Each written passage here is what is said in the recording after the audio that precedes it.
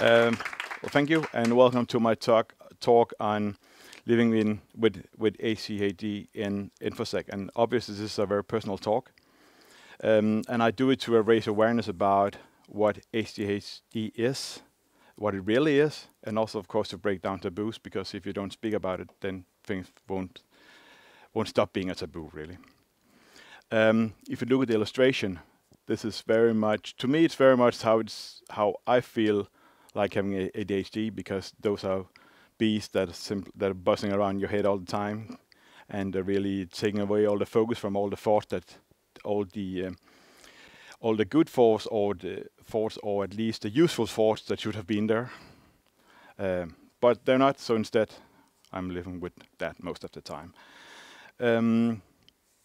Yes, and the slides are downloadable using a QR code on the last slide, so you don't have to be, well, taking too many notes or whatever you want to do. This is a little bit, sorry. Yeah, I just need to change this a little bit. Better. Now I can also move my head, which is definitely an advantage. All right, my name is Klaus. I'm 47. I'm married. I live and I'm located in Copenhagen, Denmark. I've been in Infosec since 2004. I've been a consultant in different places. I've been doing internal security as well for a number of years. I used to be head of community at an open source project called CrowdSec, where I did a lot of where I spent a lot of my time on Reddit and Discord. So yeah, that can be a job, really. And also I've done a lot of talk on various B-side conferences around Europe and the US. Now I'm a freelancer in everything Infosec. I'm a journalist with a diverse background, and I've been heavily involved with the Danish Infosec community since forever. And just because of that, if you feel like going across the pond, we have OWASP Copenhagen and B-Sides Copenhagen in Copenhagen. OWASP, that's basically OWASP is like a worldwide organization originally focusing on web security. And there's chapter in a lot of cities. You have one in Göteborg in Sweden, and then there's Copenhagen. Yeah, it's about everything security. We have meetings like once every 1-2 months whenever somebody is inspired to do it. And right now we have a fatigue in organizing anything, so I don't really know what's going on, but I hope there will be something in February. If you scan the QR code, you can join our meetup group, and then you will get announcements whenever we have something. And yeah, there may be something in the last week of February, but who knows? B-Sides Copenhagen, B-Sides is like a worldwide framework of community-driven security conferences.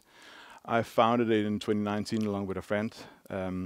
And so far, we are doing a yearly conference, and the next is October 2023. We're on Twitter, and we have a website, and that's cool. And if you have questions, please interrupt me. That's totally fine. And now for the talk, for the real talk. I was fired twice in the last 2 years, and that's the best thing ever, right? And the reason for that is that for me, it was a good opportunity to stop and reflect over my situation, because I may look, relatively normal, but looks deceive. So let me start from the beginning. I have ADHD, and that's totally fine. At least that's how it is. I was diagnosed 3 years ago, and because ADHD can be a lot of different things, then it's actually not that unnormal or abnormal, or whatever you want to call it, to be diagnosed that late. Because when all the mess that's going on, all the craziness that's going on is inside your head and not outside your head, then it's really hard for other people to realize, and especially in the 80s when I was a kid. So nobody had ADHD back then, I guess. So to me, that explained a lot, because I have for the last 10, 15 years, something like that, I've had trouble concentrating, and I had no idea what's going on. My brain just hates it, so I'm like a master of procrastination. And that, among other things, if you look at my CV on LinkedIn, I've had a lot of relatively short positions, like year and a half, 2 years, if I was lucky. And there's been a lot of reasons for that, of course. You know how it is. But some of them is that because of me not being able to focus or concentrate, then I'm not the most effective person writing reports, for instance. That is so horrible. Whenever it takes concentration, yeah, that's not the best. And that started to burden me and my wife because, have never really knowing when am I going to get fired again. That is a shitty situation to be in. So, something had to change. In case you don't know what ADHD is, because why should you? If you don't have it in your family, I didn't know anything about it in particular. So let me give you a little short course. ADHD is short for attention deficit hyperactivity disorder, and it's two different things, and you can have both or you can have one. And when you think about ADHD, I'm guessing you're thinking about these annoying kids that can't sit down in school and annoying, and the teacher hates them and everybody hates them, and that's because they can't sit still. And that is also ADHD, yes, but that's not all. As I said before, it can also be if the case is just inside your brain, and if you don't have the hyperactivity I don't. People that knows me knows that I'm in no way active at all. Nothing, not like that. I have no problem sitting still and not doing anything at all. So it can take many shapes and forms. And I mean, one thing is like the overall characteristics, but then from person to person it's also different because people are different and all that. So, but yet still a lot of things can be in common and connected, and so at least what the diagnosis gave me was that all of a sudden there was an explanation to many of the shortcomings that I couldn't see a symptom, but apparently it was, because this is just an overview of things that's going on, and if you look at it, those are completely normal human traits. Everybody have them, but the difference between having it and having ADHD, the difference between being a normal human being like everyone else and the ADHD is that how much you have it. If you have it all the time, that you can never finish a project, you can never organize anything, you can never get an overview, you always forget stuff, always do this stuff, and then something is wrong. Or it could be wrong. This is from a test called ASRS made by WHO, and it's meant to no worse. And that test is meant to cover both all aspects of ADHD and also in all severities. So you don't have to have all of it. I didn't. For instance, the fidgety thing, I have that a little bit difficulty unwinding, can't relax. I have no problems there at all. Talking too much in social situations, I have never had that problems either. I'm extremely introvert. Interrupting other people's sentences, so you don't have to have it all. And then again, it's only an indication, because if you sort of pass the test, whatever you want to call it, then at least in Denmark, and I'm guessing it's the same here, the doctor sends you to a psychiatrist and he's supposed to, or they're supposed to do the actual work and prescribe a medication if that's needed. My symptoms: I'm really bad at concentration. I am really bad at planning. I have a bad short-term memory, which is, believe it or not, that's also an advantage really, because when I see a good movie, I can see it twice, and I not remember it the second time.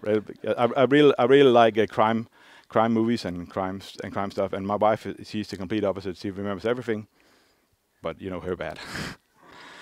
And the other upsides, or what you want to call it, is that I'm good at getting a lot of ideas and not thinking at all about if it is even possible or anything. That's my role in the B-Sides Copenhagen organizers. I get crazy ideas. I have no idea if it is even possible. Luckily, there are people completely opposite of me who are really good at executing. Otherwise, there wouldn't be any B-Sides Copenhagen at all. I can totally assure you that.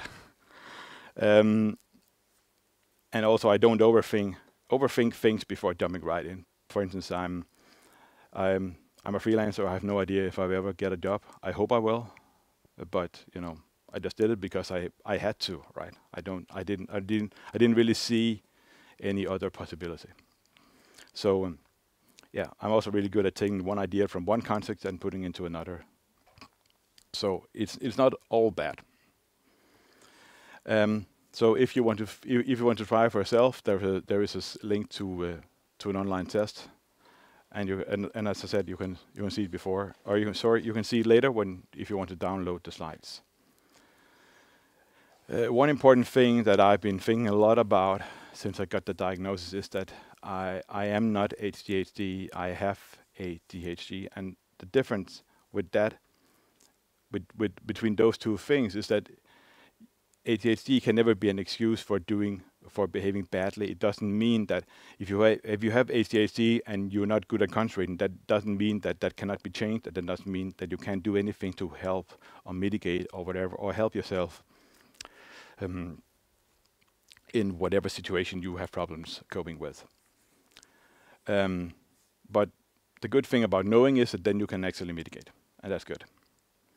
So examples like mitigation using medicine, for me that was really, really life-changing, because at least the way it works for me is that a normal brain, when you've done something like 1,000 times, or hopefully before that, then sort of does it by itself, and it's good at doing it even though you don't really think about it. That's not how my brain works. When I'm doing something, even if I've done it many times before, it's still kind of like I'm doing it for the first time, which means that my brain loses more power. So the medicine I'm getting is literally amphetamine, which has the effect that my brain also works in the evening, and it works all day, and that's actually really great. Also, challenging situations like concentration. As I said before, I have problem concentrating, but if I turn up, if I put my headphones on, and loud Rammstein, works. And also job-wise, yeah, what to do with that. But yes, this is the medicine I'm getting, amphetamine. Yeah. The point here, another point of my talk is whether you have ADHD or not, is that you should make the best out of your working life, because you only have one. So you should really get the best out of it, and don't settle with an unhappy situation. And neither did I. So as I said before, something had to change. So regardless of who you are, yeah, you deserve the best for you, and you should work to achieve it, because no one else will. To me, I realized that what I liked best about my job was all the community stuff that I've done in my spare time, like arranging OVAS meetings and besides Copenhagen, because I really love creating situations like this. I'm sure Sergey can relate to that you have people coming here and they're learning something and they have a good time. That is, to me, that is so immensely satisfying. And at some point, I realized that could be like a real job. And so, as I said in the beginning, getting fired was good to me, because the first time I was fired, that was the first change in career path, where up until that, I had been like a security architect, security advisor. And then after the first time I got fired, not the first time, but at least the first time I'm counting, I changed into marketing, which to me was a weird feeling. I don't really feel like a marketing person, but community, that's actually marketing if you want to do it professionally. It was a change, but it wasn't exactly enough, because then I got fired again, and that is where I really got the time to think about what I should do to change it even more drastically, so to speak, so it suited me even more. And as my wife said, that I talk about having ADHD, but that also means, she's very stoic, so her opinion was that you can't talk about it without doing anything about it, and doing what you can to change your situation. So she suggested that I was going freelance, which has never really been a dream for me. But I can also see the advantage that I can, first of all, um, when things get too complicated, I sort of don't really understand it completely. And so when you're a freelancer, it's really very simple. If you don't get job, if you don't get assignments, if you don't do them well, then you don't get any payment, and you don't get any food, right? And a lot of other things. So to me, it's an advantage that things are more simple and more easy to understand, and also, of course, that I can, do the things I want to do when I want to do it. So I hope it works out for me. I almost have my first assignment, almost. And working with the community means that what I want to do with it is that I want to talk to companies about how you can use the Infosec community for marketing or employer branding. I'm guessing it's the same thing here as everywhere else, that companies have problems attracting and retaining talent. But you can use it turns out that you can use the community for all sorts of marketing if you tell it that you're really good at something, if you do it the right way, because that's the hard part. Then it will really sort of reward you for it, because it turns out that the community is really very simple. If you love the community, it will love you back. So if you really do it genuinely and in an honest way, then there is a lot of things you can do with it. In terms of career hacking, it turns out that is actually a thing. Basically, if the job you want is not what you have, then you can do certain things to sort of change the situation and change the job. You don't have to go freelance. You can also maybe convince somebody to create the position just for you. Jason Blanchard from Black Hills Information Security has made an excellent talk about that. If you scan the QR code, you can see that. And that's also how Jason himself went into Infosec. He used to work with cartoons, and now he's an Infosec. So that's quite. Yeah, I know a guy who used to be a videographer, and now he works in Infosec as well. So, yeah, sort of. I think it's because of my background, but I really appreciate that people are doing something completely different, and then they're into Infosec. I think teams are getting more diverse, and you get better ideas, more strange, weird, good ideas if people are different. One of the things that I like with the community is helping. And so I really want to help you if you need it. If you're a career advice, as I said, I have 20 years of experience. If you want to talk about HCHD, or if you want to get in touch with someone in Copenhagen, Denmark, and Infosec, I probably know them all, because that's also the upside to community, that you get to know everybody, and especially, as it turns out, if you want to be a freelancer, and it's really an advantage to be able to talk to literally everyone, like the CEOs of every security company in Denmark. I know them more or less. So as I said, that's a really good idea if you want to have a job or an assignment at least. I also have opinions, and I don't necessarily know something, but I have opinions, and whatever else I can help with. Yeah, if you reach out to me on LinkedIn, please write me a short message about why you're connecting or why you're connecting, because I prefer that. And that's the QR code, and thanks for your time.